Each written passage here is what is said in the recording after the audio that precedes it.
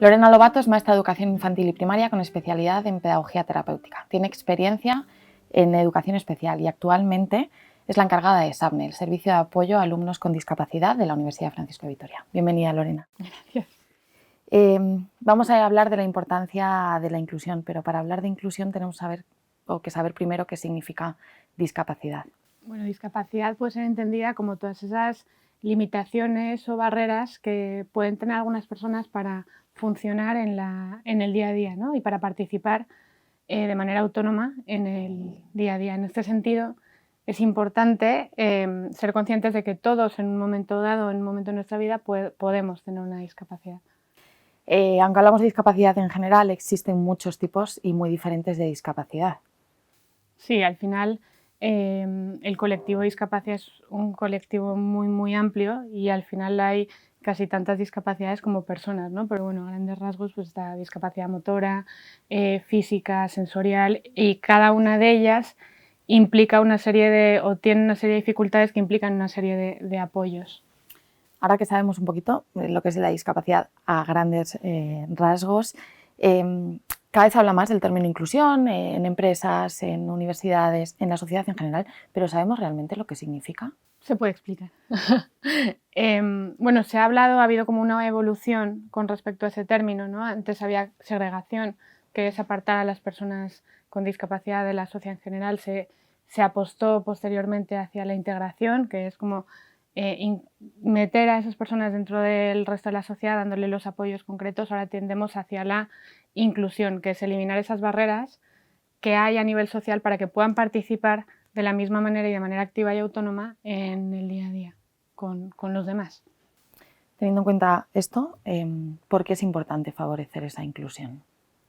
Al final porque atiendes a la dignidad ontológica de la persona, ¿no? A esa dignidad que todos tenemos y favoreces que estas personas sean igual de autónomas y tengan esa vida digna, feliz y con calidad que deberíamos de tener todos. Entiendo que no favorecer esa inclusión lo que conlleva es el riesgo de caer en conductas discriminatorias o en que la discriminación se siga dando.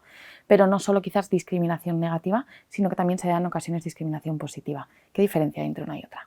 Bueno, la discriminación al final es como no atender o poner barreras ante el funcionamiento de las personas con discapacidad en el día a día. Entonces, como en muchos casos se dan, porque al haber una limitación socialmente hay barreras, se toman medidas como las medidas de discriminación positiva, que son esas medidas que intentan compensar esas dificultades que ya hay para intentar equilibrar la balanza. Entiendo que el impacto que tiene sobre las personas con discapacidad que se dé discriminación negativa o positiva es diferente, ¿no? Uh-huh. Al final, la discriminación negativa es un daño directo, ¿no? Es poner la barrera de manera directa contra la persona. La discriminación positiva es una medida compensatoria, intenta ser favorable y beneficiosa, pero es un arma de doble filo, puede ser un arma de doble filo y hay que tener mucho cuidado con cómo se llevan a cabo y las medidas que se diseñan, porque también pueden ser discriminatorias, ¿no? Al final, en muchos casos, la dificultad está en la sociedad, ¿no? La barrera está en la sociedad. Entonces, si eliminas esa barrera y atiendes a eso, no tendría por qué haber tampoco esas medidas de discriminación positiva. En el caso de la discriminación laboral es muy claro. Al final, si tú trabajas con la sociedad para que se incentive ese empleo o esa contratación a personas con discapacidad, no sería necesario tomar esa medida. De discriminación positiva.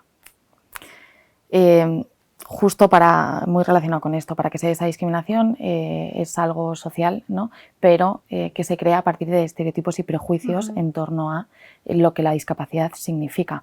¿Hay estereotipos y prejuicios comunes? Sí, y al final, como de cada discapacidad, esa falta de conocimiento genera que haya esos estereotipos, ¿no? El porque tiene discapacidad intelectual no me va a entender, o porque tiene discapacidad motora eso se asocia directamente a la discapacidad intelectual, o porque tiene autismo ya no lo puedo tocar y se va a poner histérico porque le toque o no va a ser cariñoso.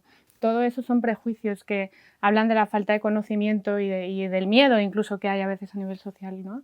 Al enfrentarse a una persona con discapacidad. ¿cómo los derribamos? Porque ahí es la parte importante, yo creo. ¿Qué hacemos para que esos estereotipos o prejuicios tiendan a desaparecer? Yo creo que lo fundamental es normalizar.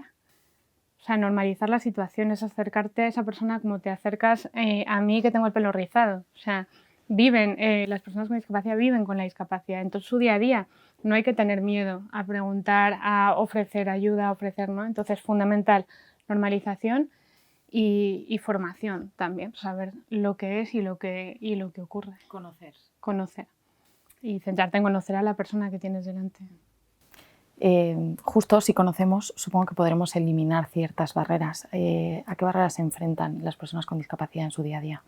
Pues al final hay muchas, por esta falta de conocimiento, porque al final vamos como muy a lo nuestro y inevitablemente se enfrentan a muchas, desde las más evidentes, ¿no? Como el aparcar en plazas reservadas para personas con discapacidad. Entonces, si desde ahí ya hay una barrera y ya ocurre que se da mucho que la gente aparca en esas plazas, que es como lo más básico, ¿no? Lo que no es que no se nos debería ni pasar por la cabeza si no somos conscientes de ellos o no somos capaces de respetar eso, no podemos pretender que a nivel social se respete o se integre o se incluya en discapacidades como más complicadas, ¿no? Como puede ser eso, una discapacidad intelectual, una parálisis cerebral, un autismo. O sea, si no respetamos lo básico, que es lo físico, que es respetar una plaza, no podemos pretender ir más allá, y es a lo que hay que aspirar. ¿Qué puedo hacer yo en mi día a día para mejorar esa inclusión? O al menos para no poner barreras.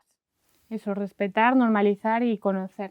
Y conocer de verdad a las personas, ¿no? Yo creo que son como las tres cosas más importantes. La verdad es que España ha tenido un avance brutal con respecto a la atención a la discapacidad, y ahora mismo tú vas por la calle y es una maravilla que se ve gente con discapacidad de manera autónoma, moviéndose, desplazándose por el espacio y actuando en la vida, ¿no? Entonces es ese conocer y ese normalizar y ese preocuparte por, oye, necesitas algo o cómo te puedo ayudar, o desde el respeto, desde el cariño y desde la normalidad absoluta. Ya por último, como sociedad, ¿dónde estamos y qué nos queda todavía por avanzar o por mejorar? Pues un poco ahí, ¿no? En que todavía se ve mucho ese miedo, esa falta de sentido común a veces. Es como, es que no es un extraterrestre, es una persona, ve a la persona. Y es ahí donde tenemos que incidir ahora. Es como que siempre la atención a las personas con discapacidad y los servicios de apoyo se han centrado mucho en la limitación que presenta la discapacidad, que es importante trabajar sobre ello y mejorar en ese sentido, pero ahora hay que atender a la sociedad y cómo eliminando las barreras sociales muchas veces no hay que tomar medidas más allá. Gracias, Lorena. A ti, Inés.